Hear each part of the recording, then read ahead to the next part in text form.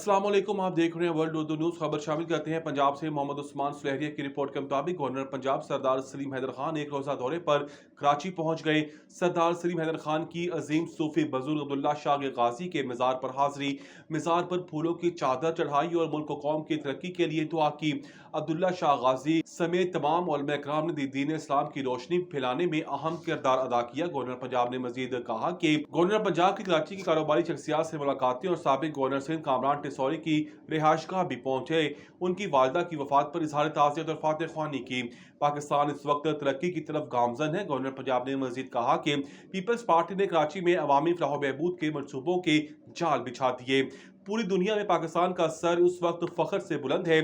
वज़ीर आज़म और field marshal की मुदब्बराना सलाहियतों की बदौलत ग्रीन पासपोर्ट की इज्जत में इजाफा हुआ है।